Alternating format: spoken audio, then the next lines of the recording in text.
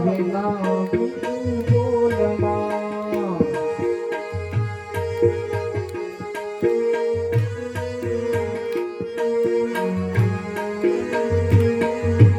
મુખડું દીધું છે તને હરિ નામ લેવા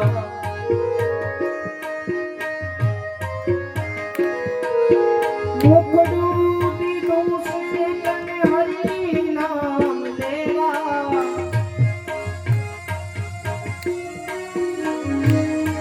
અરે મુખ આપ્યું છે તને હરિ નામ લેવા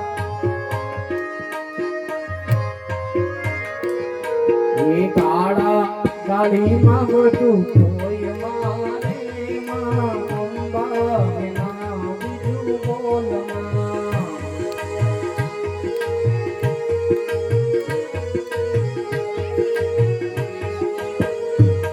એ બોલમાં બોલમાં બોલમાં બોલમાં બોલમાં બોલમાં રે અંબા વિના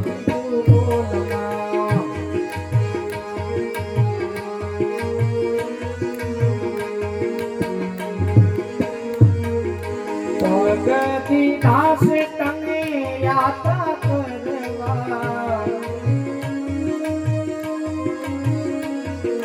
ભગ આપ્યા છે તને યાત્રા કરવા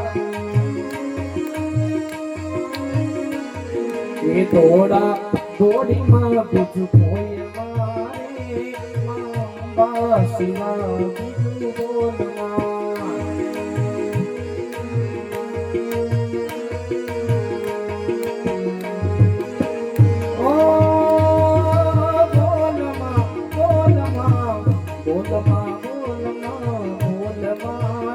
જગદંબા વિના બીજું બોલમાં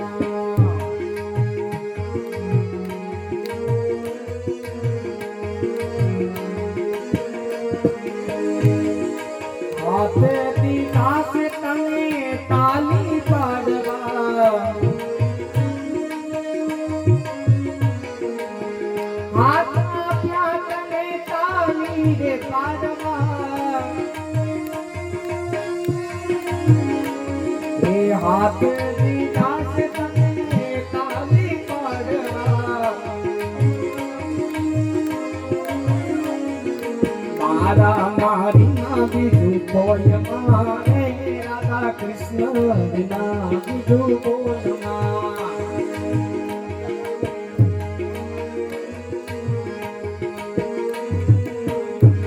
એ બોલમાં બોલમાં બોલમાં બોલમાં રે વિના બોલમાં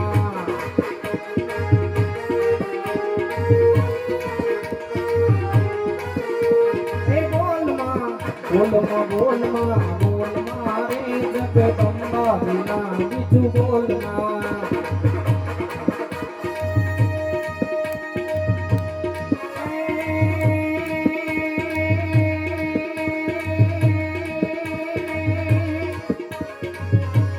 જગદંબામાં તું જોગણી અને જગુમાં તિહાર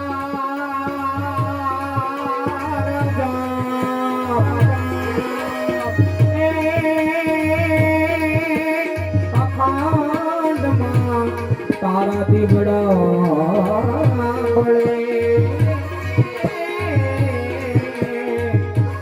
અરે પરગટ અંબા વિના બીજું બોલમાં જગદંબા વિના બીજું બોલમાં અંબા વિના બીજું બોલમાં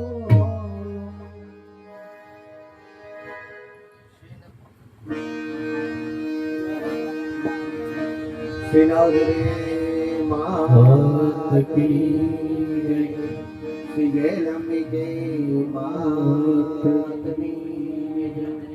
સમસ્ત કામના દેવી દેવતાઓની સમસ્ત ગામ દેવી દેવતાઓની સમસ્ત સ્થાપિત દેવી દેવતાઓની પુત્રા દાદાની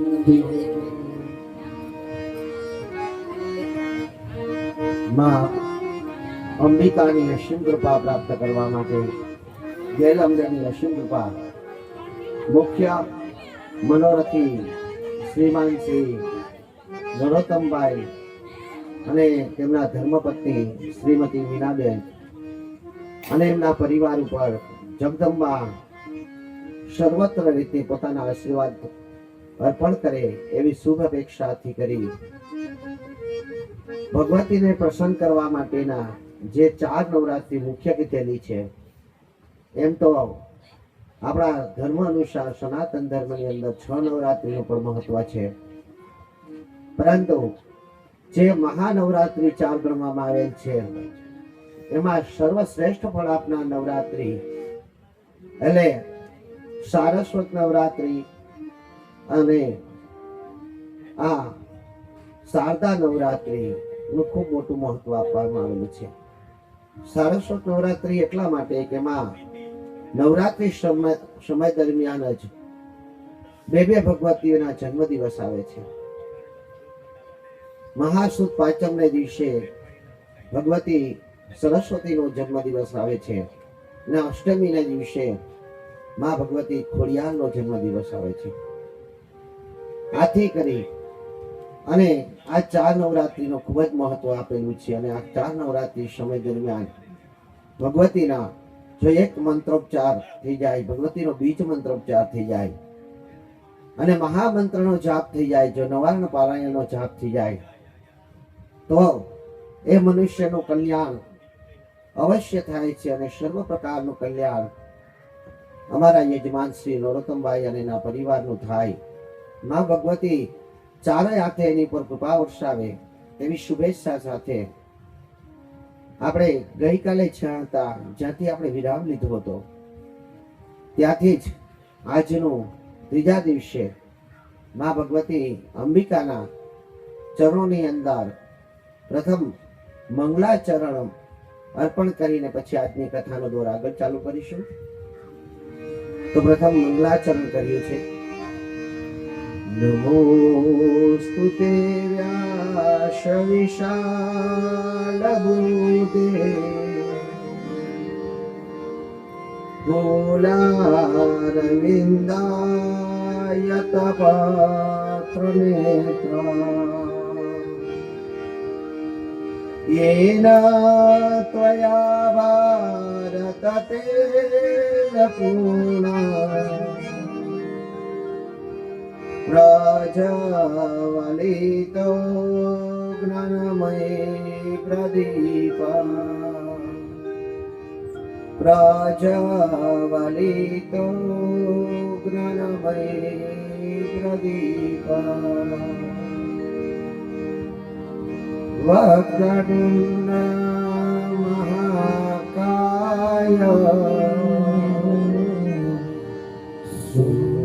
सूर्यकोटि समप्रभा निर्विघ्नं कुरु मे देव सर्वकार्येषु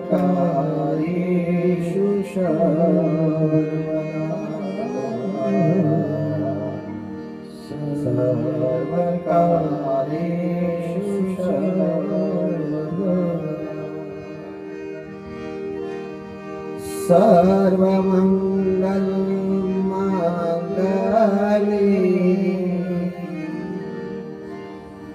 शिवे सर्वद्यशालिने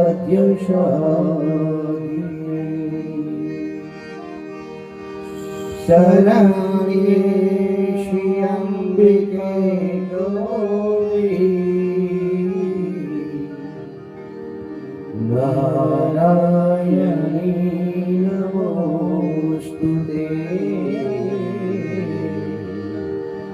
नारायणी नमोस्तुते या देवी सर्वभूतेषु मवाणी रूपेण संस्थिता नमस्तस्यै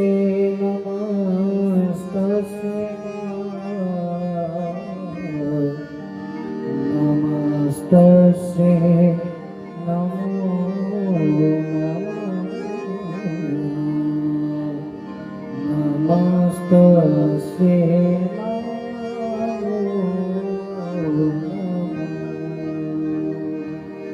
યા દેવી સર્વભૂતેષુ વિદ્યારૂપેણ સંસ્થિતા નમસ્તસ્ય નમસ્તસ્ય નમસ્તસ્ય નમો નમસ્તસ્ય નમો યા દેવી સર્વભૂતેષુ લક્ષ્મીરૂપેણ સ્વસ્થિતા નમસ્તસ્ય નમસ્તસ્ય નમસ્તસ્ય નમો નમસ્તસ્ય નમો લોકાભિરામરણરંગધીરં રાજીવનેત્રં રઘુવંશનાથં કારુણ્યરૂપં કરુણાકરં શ્રીરામચંદ્રં ચરણ પ્રપદે શ્રીરામચંદ્રં શરણં પ્રપદે. માં ભગવતી ગેલ અંબેના ચરણોમાં કોટી કોટી વંદન કરી મહા દેવી ભાગવત મહાપારાયણ કરી જ્ઞાન યજ્ઞ થઈ રહ્યો છે ત્યારે દેવી ભાગવત સ્વરૂપિણી જગદંબાના ચરણોની અંદર કોટી વંદન કરી મારા ગુરુજીના ચરણોમાં કોટી કોટી વંદન કરી માતા પિતાના ચરણોમાં કોટી કોટી વંદન કરી ભગવાન સ્વયં શ્રી હરિ આ પૃથ્વી ઉપર જેને દેવ તરીકે સ્થાન આપ્યું છે એવા જે લોકોને ભગવાન સુધી ભગવતી સુધી પહોંચાડે છે અને તેમનો રસ્તો બતાવે છે એવા વેદોના વક્તા બ્રાહ્મણોના ચરણોમાં કોટી કોટી વંદન કરી માં સરસ્વતીની જગદંબાની જેની પર અસીમ કૃપા છે એવા સારસ્વતોના ચરણોમાં કોટી કોટી વંદન કરી આપ સર્વ શ્રોતાઓના હૃદયની અંદર વસનાર જન્મજય રૂપે જે શ્રોતા વસે છે એ સર્વ શ્રોતાઓને નમન કરી આજ રોજ ત્રીજા દિવસે માં ભગવતીના પાસે ફરીથી વિનંતી કરીને કહું છું કે હે માં સરસ્વતી તું જ મારી વાણીને અલૌકિત કરજે. હે મહાકાલિકા તું મને શક્તિ આપજે. તમારા ગુણગાન ગાવા માટે તો સમર્થ વ્યાસજી પોતે એવું કહે છે કે હે ભગવતી તમારા ગુણ ગાવા માટે હું અસમર્થ છું. તમે તો એક મોટો મનુષ્ય છે. તમારી પ્રાર્થના કઈ રીતે કરવી, તમારી ભક્તિ કઈ રીતે કરવી, તમારા ગુણગાન કઈ રીતે ગાવા કશું જ અમારા સમજની અંદર નથી. પરંતુ હે ભગવતી જે કાંઈ અમારી શક્તિ અનુસાર તમારી કૃપાથી કરી અને અમે જે કાંઈ ગુણગાન ગાઈએ એનો તું પ્રેમપૂર્વક સ્વીકાર કરી અમારા યજમાન અને યજમાનના પરિવાર સાથે જે કોઈ શ્રોતા આ ભગવતીના કથાનું શ્રવણ કરે છે એ સર્વનું કલ્યાણ થાય એવા હે જગદંબા આશીર્વાદ વરસાવશે. એમની સાથે અંબિકાના ચરણે જશું.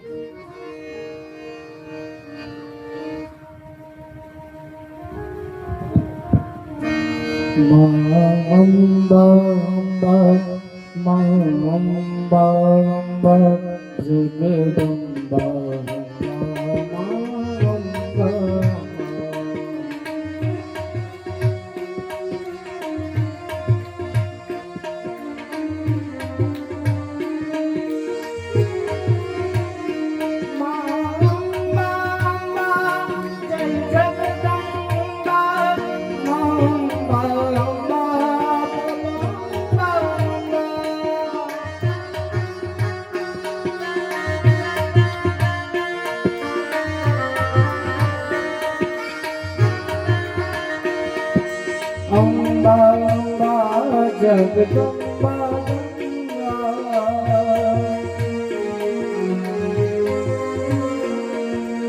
અંબા બોલો જગદંબા બોલો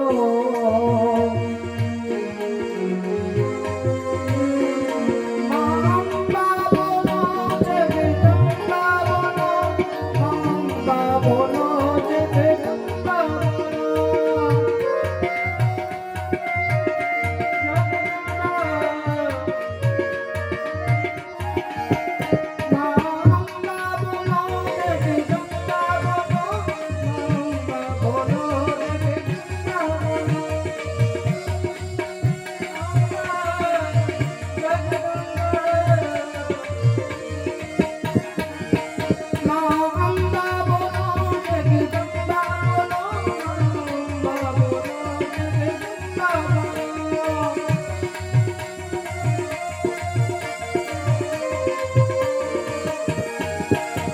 અંબા બોલો જગદંબા બોલો અંબા બોલો જગદંબા બોલો અંબા બોલો જગદંબા બોલો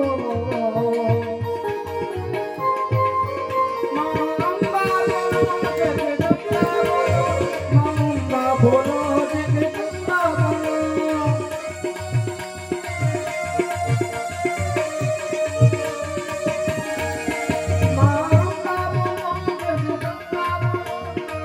અંબા બોલો જગદંબા બોલો અંબા બોલો અંબા બોલો જગદંબા બોલો અંબા બોલો જગદંબા બોલીએ અંબે માતની જય. આજ રોજ ત્રીજા દિવસે જ્યાંથી આપણે વિરામ લીધો હતો, ગઈકાલે આપણે શાકદેવ મનુના પુત્ર અને શ્રદ્ધા દેવીના જે પુત્ર હતા એ પેલા દીકરી તરીકે જન્મ લે છે અને વશિષ્ઠની કૃપાથી કરી વશિષ્ઠ એના માટે ફરીથી યજ્ઞ કરે છે અને ફરીથી તે પુત્ર તરીકેનો સ્થાપિત થાય છે. પરંતુ અનિવાર્ય કારણો અનુસાર પાર્વતીના આનંદ વિહાર વનની અંદર વયા જાય છે અને ભગવાન દેવાધિદેવ મહાદેવના આશીર્વાદ હતા, જેથી કરીને ત્યાં એ વનની અંદર જો કોઈ પણ વ્યક્તિ જાય તો તેમને તે પુરુષ હોય તો સ્ત્રી બની જાય અને પુલ્લિંગમાંથી સ્ત્રીલિંગમાં પરિવર્તન થઈ જાય.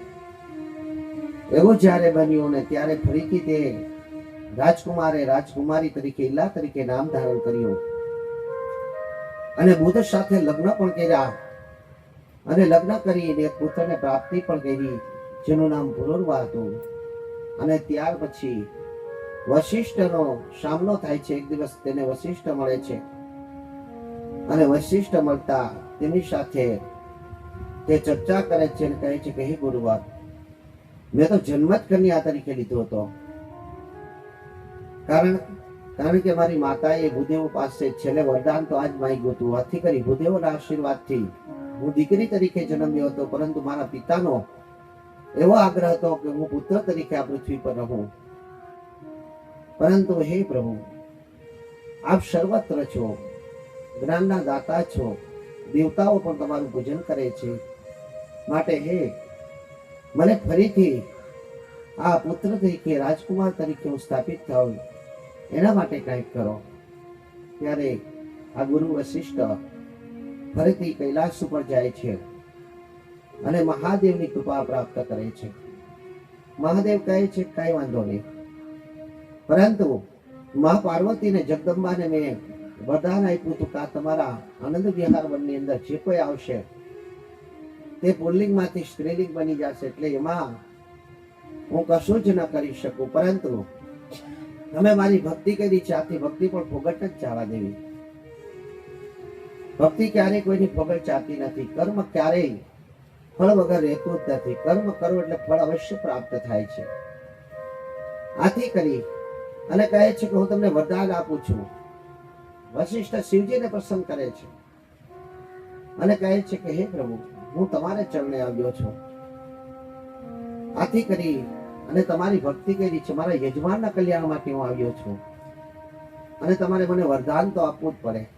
એટલે મહાદેવ પણ કહે છે ઘરમાં કઈ થોડોક ડખો કરાય. પાર્વતીને વચન આપ્યું છે, ઘરવાળીને વચન આપ્યું છે, એટલે મિથ્યા ન જાય વચન. અને તમારી આ ઉપાસના પણ મિથ્યા ન જાય, તમારી ભક્તિ પણ મિથ્યા ન જાય. એના માટે હું એક વિકલ્પ કરી શકું. તો કે કયો વિકલ્પ? તો કે એક જ. 1 મહિનો સુધી આ સ્ત્રી રહેશે ને 1 મહિનો સુધી પુરુષ રહેશે.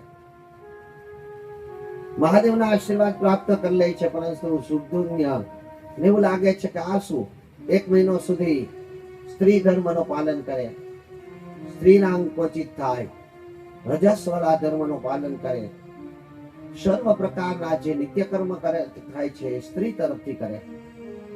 પરંતુ જ્યારે 1 મહિનો પૂર્ણ થાય ત્યારે પુરુષ સુપ્ત વયનામાં પ્રાપ્ત થઈ જાય, પુરુષના ગુણો એનામાં આવી જાય, ત્યારે ફરીથી તે પુરુષ રૂપી રાજા બને યુદ્ધ કરવા જાય, જંગલોમાં શિકાર કરવા જાય, અનેક કાર્યો કરે. પરંતુ આનાથી કંટાળી ગયા સુપ્તને. આપણે કાલ કથા અહીં સુધી આપણે પૂર્ણ કરી હતી.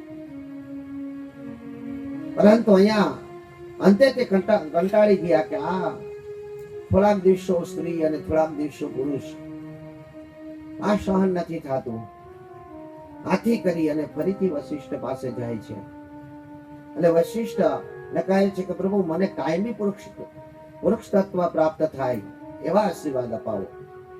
તો કે હવે દેવાધિદેવ મહાદેવને તો ભજી લીધા, જે દેવોના અધિદેવ છે, જે સર્વ દેવોમાં શ્રેષ્ઠ છે, જેને ઉત્તમ ગણવામાં આવે છે, સર્વ દેવો જેમની પૂજા કરે છે, એવા મહાદેવને તો ભજી લીધા. તો કે હવે કોની પાસે જઈએ કે જેનાથી કરવાથી તમને આ પુરુષ તત્વની પ્રાપ્તિ થાય? આવો વિચાર કરીને યાદ આવે છે કે આના માટે તો આપણે ભગવતીના ચરણે જવું જોઈએ. આથી કરી અને તે ભગવતીના ચરણે જાય છે. અને ભગવતીના ચરણે જાય અને માં ભગવાન દેવી અંબિકાને પ્રસન્ન કરે છે. અને અંબિકાને કહે છે કે હે માં જગદંબકા, હે અંબિકે, હું તારા ચરણે આવ્યો છું.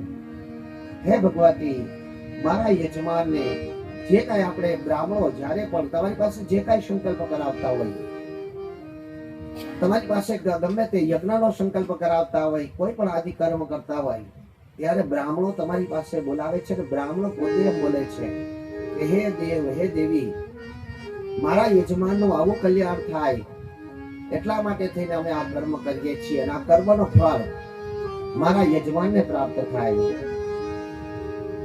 અંબા ચરણે જઈ અને વશિષ્ઠ પ્રાર્થના કરે છે. મહામાય ચરણે મંડું સે મારું, મહામાય ચરણે મંડું સે મારું, તન મન ધન લઈ, તન મન ધન લઈ તુજ પરવારું, મહામાય ચરણે મંડું સે મારું, તન મન ધન લઈ તુજ પરવારું, મહામાય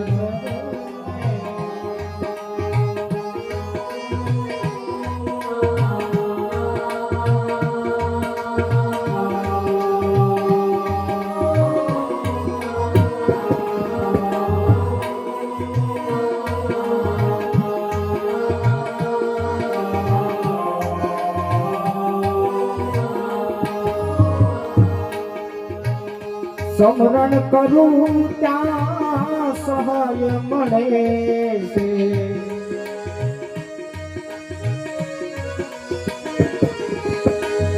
સમરણ કરું ત્યાં સહાય મળે છે, નામ જ લેતા પાપ પડે છે, દુનિયાદારીનું સુખ દુનિયાદારીનું સુખ લાગે છે ખરું, મહામાયા ચરણે મંડું છે મારું, તન મન ધન લઈ, તન મન ધન લઈ तुझ पर वारो महामाया चरणे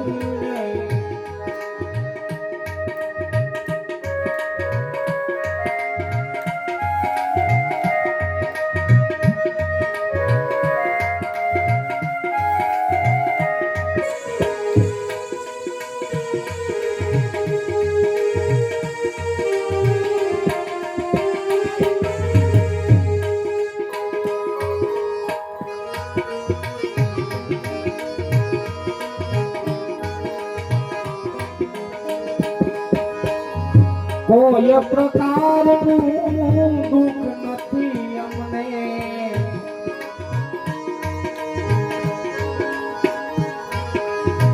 કોઈ રે પ્રકારનું દુઃખ નથી અમને અરજ એકાંતે કરું છું તુજને અહમ ના આવે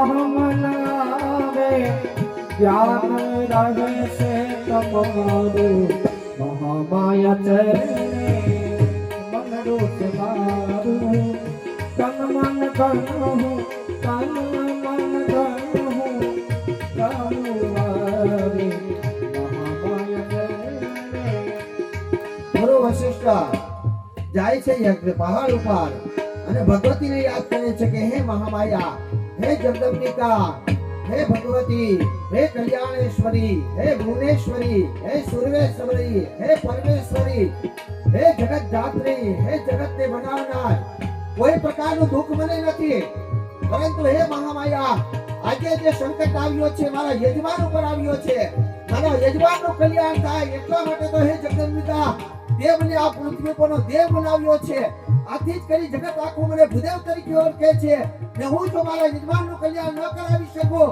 તો મારો જન્મ નિરર્થક કહેવાય, આથી કરીને હે ભગવતી તું મારા યજમાનનું કલ્યાણ કર, હું તન મન ધનથી તારા ચરણે આવ્યો છું. પૂરી કાયા ને પુરાયો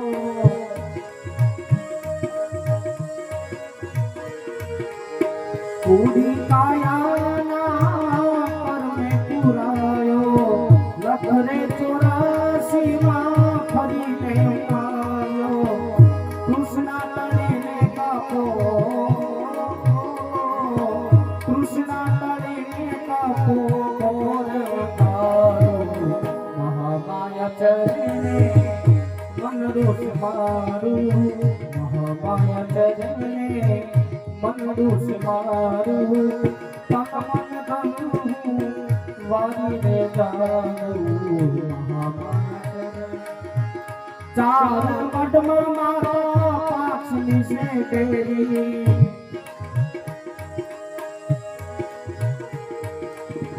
શૈલન શ્રી ફળતી સાપ ઉતારે નારાયણ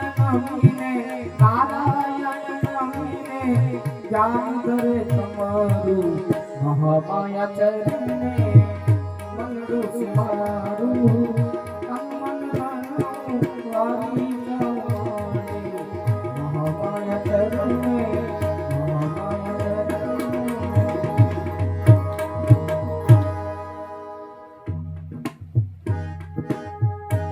ગુરુ વશિષ્ઠ આ ફરીથી મહાભગવતીને આરાધના કરતા કહે છે કે હે મહાભગવતી, મનુષ્યની તૃષ્ણાઓ ઈચ્છાઓ ઘણી બધી હોય છે, આપણે દિવાળીમાં જાય, મંદિરમાં જાય, ગુરુ પાસે જાય, બ્રાહ્મણો પાસે જાય, તો અત્યારે તો આપણે ભુવા અને ભીમા પાસે પણ જઈએ છીએ, પરંતુ અમુક અપેક્ષા હોય છે, અનેક અપેક્ષા હોય છે. તિરાતલંતુ વક્ષતાહા, નાનામાં નાની પણ ઈચ્છા હોય છે અને મોટામાં મોટી પહાડો જેવડી પણ અપેક્ષા હોય છે.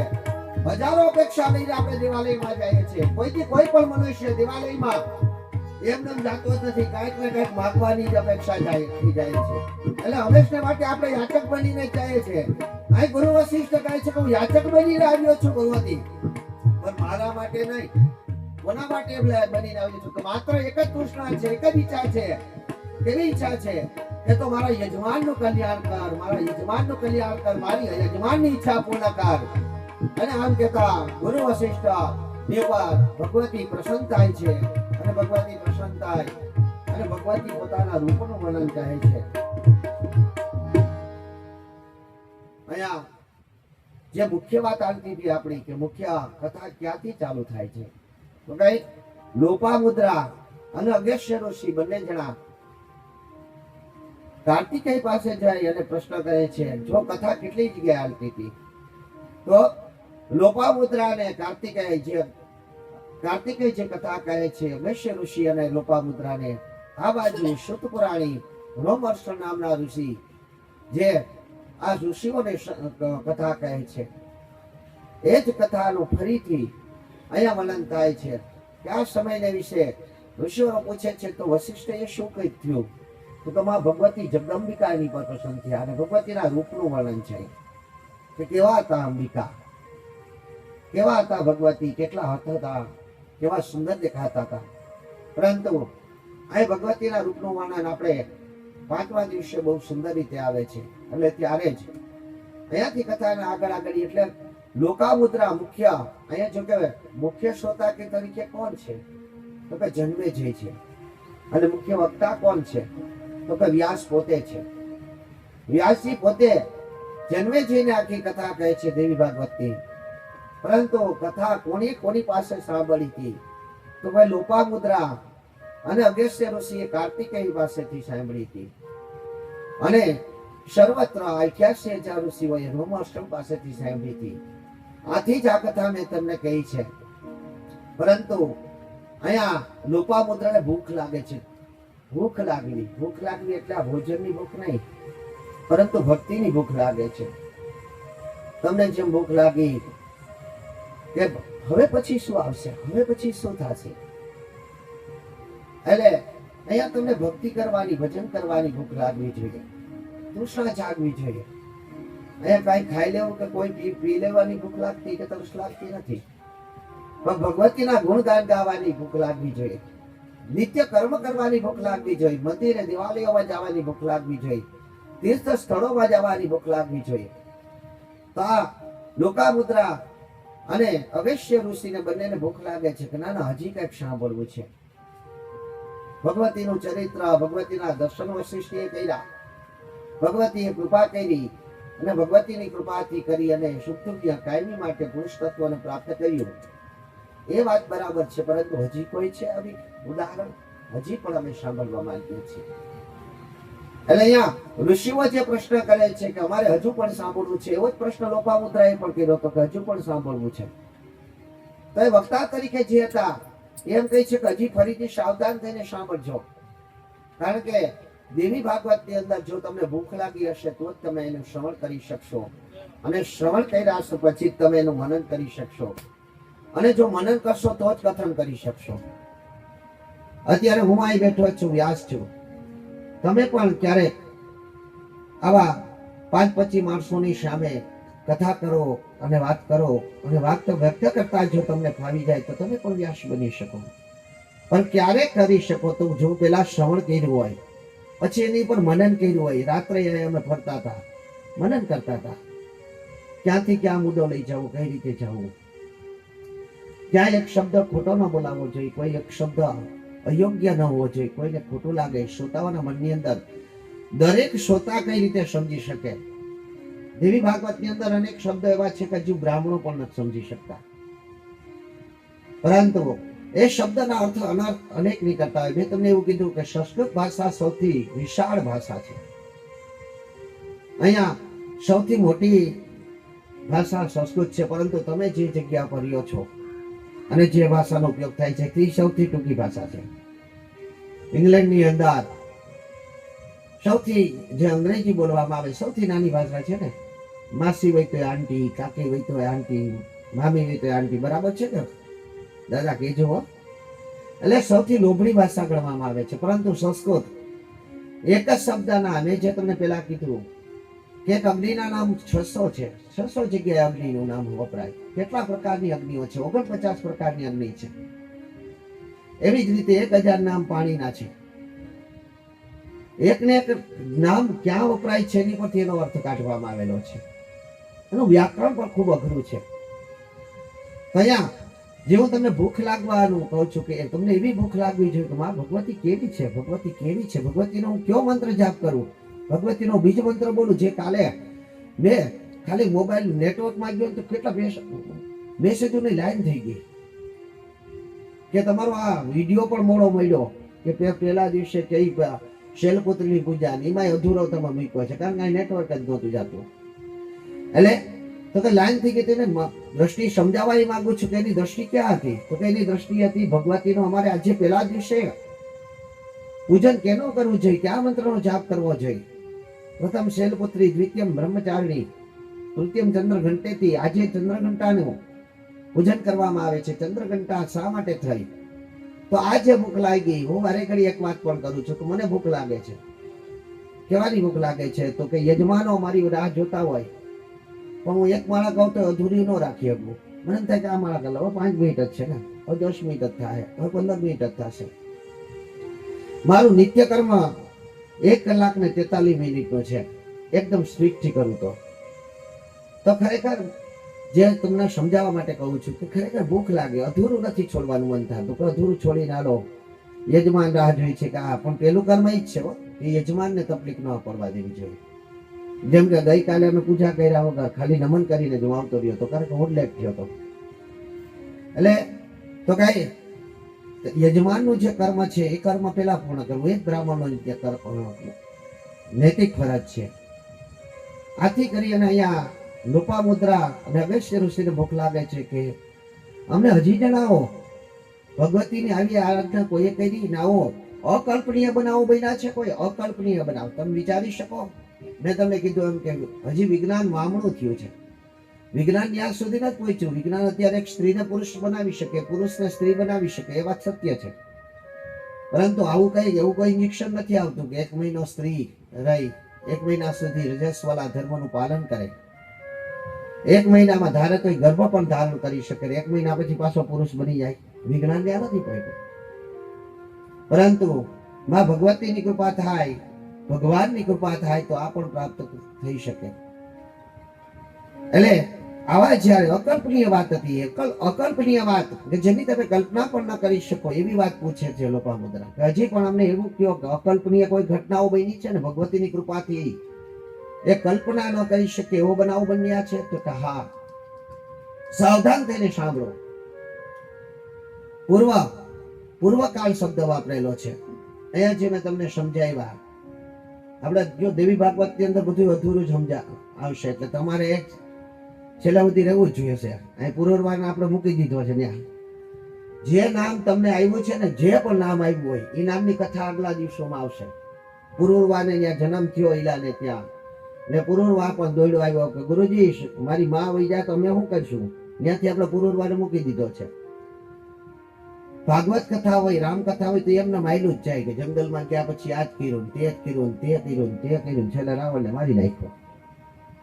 એટલે બધી કથાઓમાં આગલો સ્ટેપ જ આવે છે, પણ આમાં તો બેકમાં પણ આવે, પછવાડે પણ જવું પડે. અને જ્યાંથી છેડો તો ત્યાંની કથા પછી આગળથી આવશે. એટલે અહીંયા પણ પાછી એવી વાત આવે છે. કેવી વાત આવે છે? તો કહે છે કે હા સાવધાન થઈને સાંભળો. પૂર્વકાળ શબ્દ બોલ્યા. પૂર્વકાળ એટલે કોઈ પણ યુગ હોઈ શકે, આ નિશ્ચિત નથી. આપણે જે બોલીએ છીએ ને શ્રી છે તમારા કલ્પ, અત્યારનો કલ્પ એટલે શ્રી છે તમારા કલ્પ. આ આપણે જે શારદીય નવરાત્રીમાં પાઠ કરી રહ્યા છે તો શારદીય, આપણે અત્યારની નવરાત્રી છે તો શારદીય નવરાત્રી છે. જે આસો સુદ નવરાત્રી છે તે શારદીય નવરાત્રી કહેવાય. એમ પૂર્વકાળ બોલે છે કોઈ પણ યુગ હોઈ શકે. દ્વાપર યુગ પણ હોઈ શકે, ત્રેતા યુગ પણ હોઈ શકે, કલયુગ પણ હોઈ શકે, સતયુગ પણ હોઈ શકે. એમાંય પાછો કોઈ પણ કલ્પ પણ હોઈ શકે, કારણ કે કલ્પનો પણ અખ્યાન અહીં કીધેલું નથી. એટલે અહીંયા એમ કહે છે કે પૂર્વકાળને વિશે રીતવાક નામના મુનિ હતા. ખૂબ જ બ્રહ્મચર્યનું રૂપાલન કર્યું હતું, સદા સત્વ કર્મ કરવા માટે તત્પર રહ્યા હતા. ગૃહસ્થાશ્રમમાં જ્યારે જવાનું હોય ત્યારે જાય. ઋષિવરો પણ ગૃહસ્થાશ્રમમાં જતા હતા. અહીંયા સત્યવાદી હતા, હંમેશા માટે યજ્ઞ કર્મ કરવા માટે તત્પર રહેતા હતા. લોકોને જ્ઞાન પીરસતા હતા. બ્રાહ્મણોનો જન્મ જ આ પૃથ્વી પર જ્ઞાનને પીરસવા માટે થયો છે. નહીં કે તમે 5 રૂપિયા ધરશો, કે નહીં કે તમે એમને કાંઈ ધન દક્ષિણા આપશો એવો વિચારવા માટે. પરંતુ અહીંયા જે રીતવાકનો અર્થ થાય, રીત એટલે સત્ય, વાક એટલે વાણી.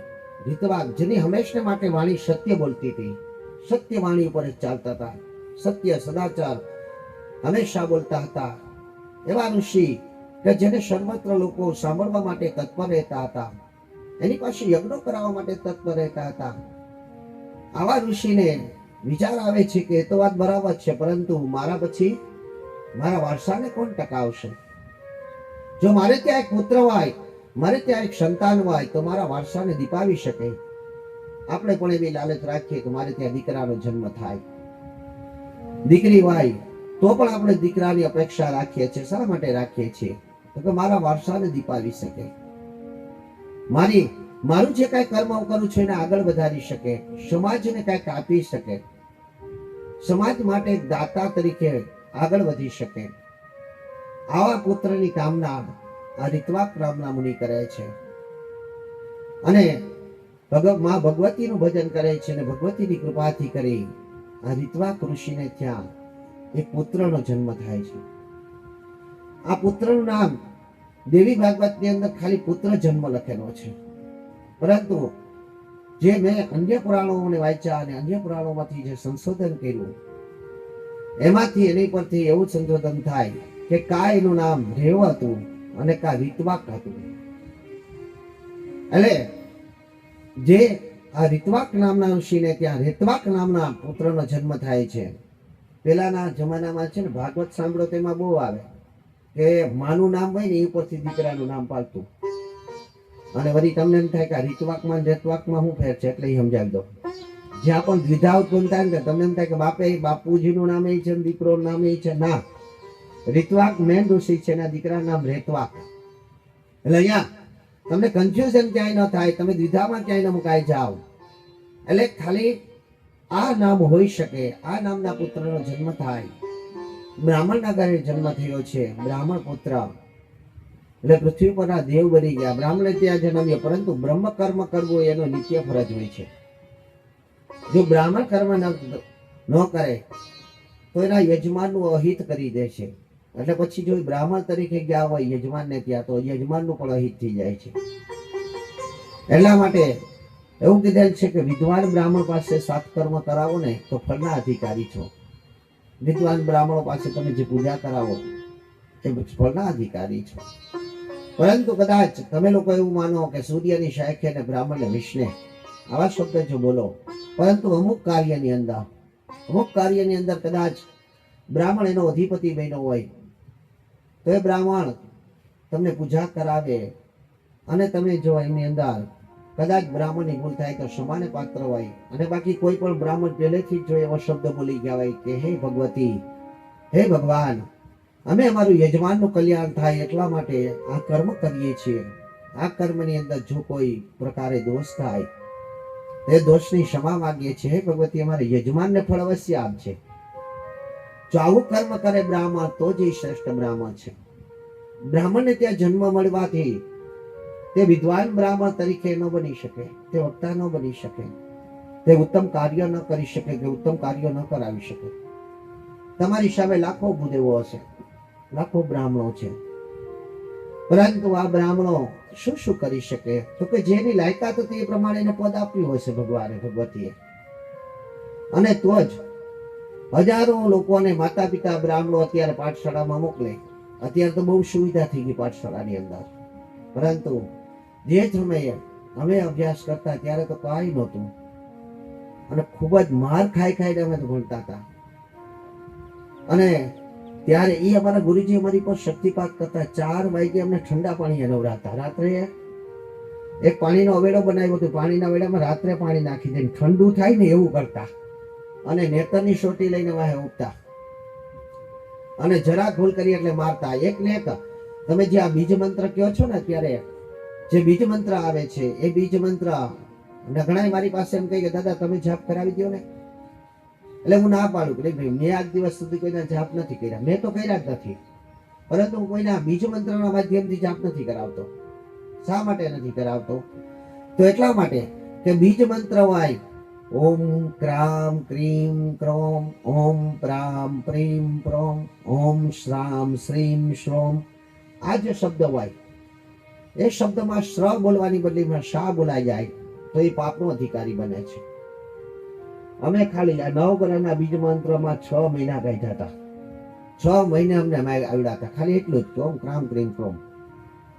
એટલે કદાચ વાણીમાં ભૂલ ન થાય, પરંતુ ભૂલ થાય એટલે સિદ્ધિ નેત્રની સોટી મળતી હતી.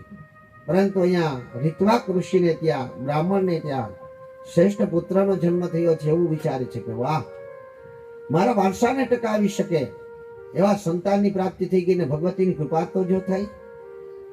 કારણ કે મેં પુત્ર કામના કરી અને પુત્રની પ્રાપ્તિ થઈ છે. આથી કરી અને તે જાપ ને જે પોતાનું નિત્ય કર્મ હતું તે ચાલુ રાખે છે. આગળ જતા એનો સમય આવે ત્યારે તેની યજ્ઞો પવિત્ર આપવામાં આવે છે. એને પાઠશાળા વેદાભ્યાસ માટે મોકલવામાં આવે છે. વેદાભ્યાસમાં મોકલવામાં આવે છે. પરંતુ અહીંયા જ્યારે માતા પિતા જો પરિપૂર્ણ રીતે સંતાન ઉપર ધ્યાન ન આપે તો સંતાન ભટકી જાય છે, ભટકવાની બીક રહે છે. આ જે રેતવાક છે, જે રેવ છે, એ પણ ભટકી જાય છે. ઘણા અત્યારે માતા પિતાને એવું હોય કે અમારા અત્યારે જે તમારે છાત્રાલય થઈ ગયો છે, જેને તમે હોસ્ટેલ કહો છો, ગર્લ્સ હોસ્ટેલ, બોયઝ હોસ્ટેલ, છાત્રાલયની અંદર તમારી દીકરી ભણતી હોય, તમારો દીકરો ભણતો હોય, તમને એવું હોય કે અમારા સંતાનો તો અભ્યાસ થઈ ગયા છે અને જે માગે આપણે પૂરું પણ કરતા હોય.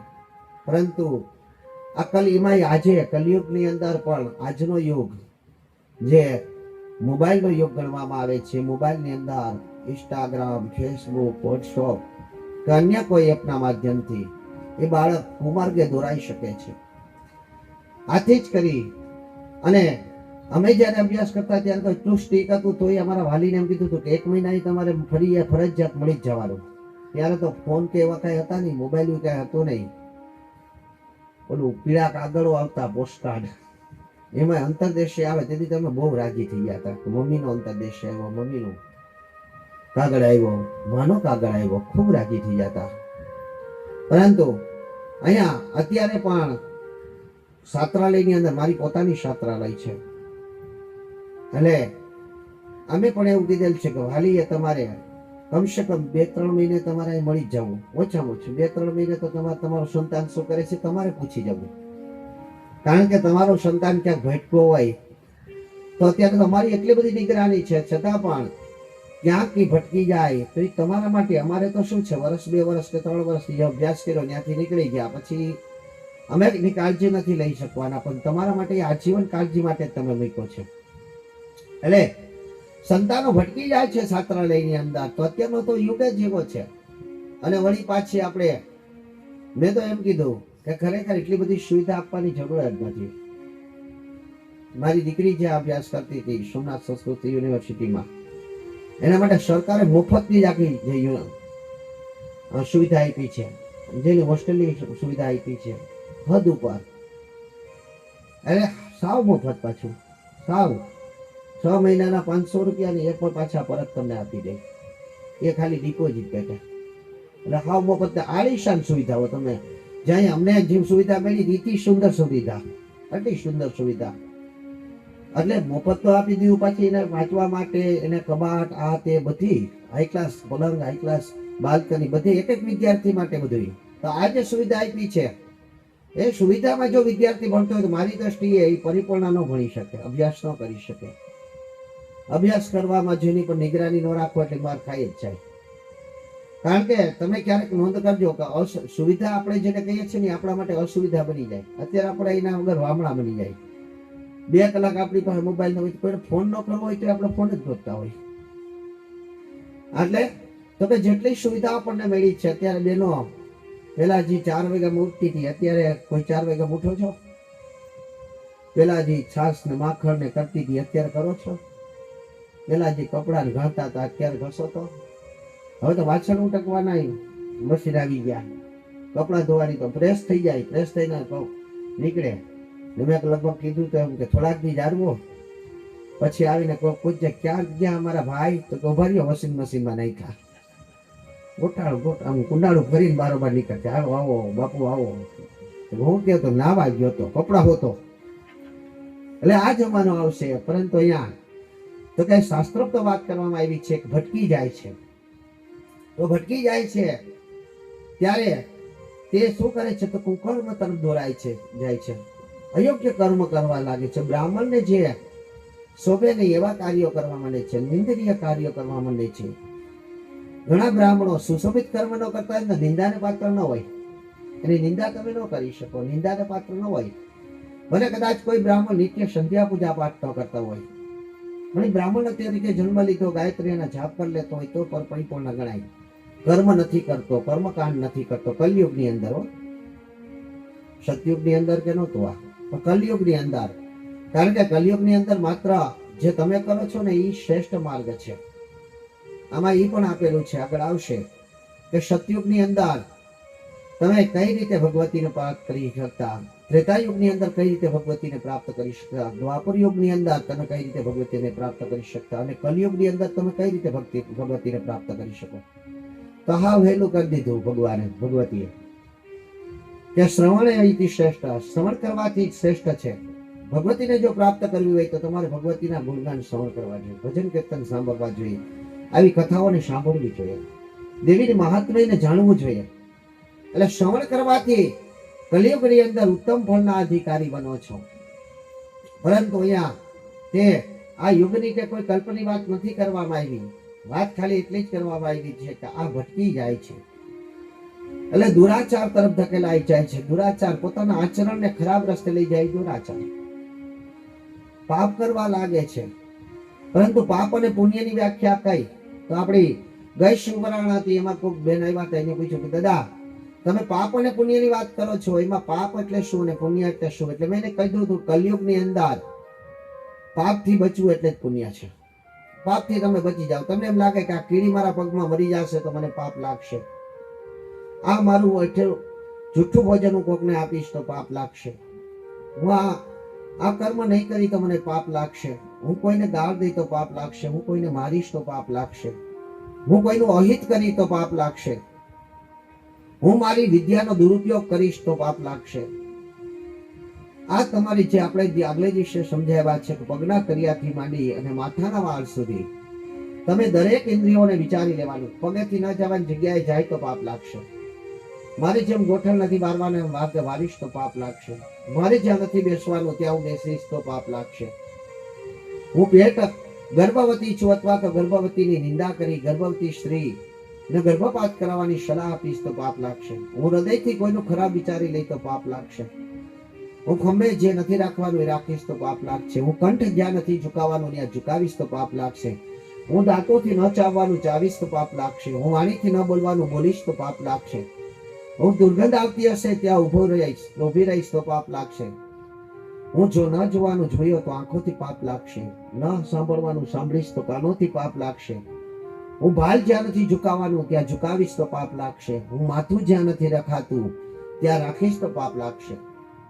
મનુષ્ય પગના તળિયાથી માંડીને માથાવાળા વાળ સુધી પોતાની જ વિચાર કરી લે કે મને ક્યાં પાપ લાગશે. બસ જો એટલું વિચારી અને એનાથી બચી જાય એટલે પુણ્ય કરી લીધું. તમે હંમેશા માટે જે પુણ્ય પવિત્ર રહેવાનો તમે વિચાર કરો.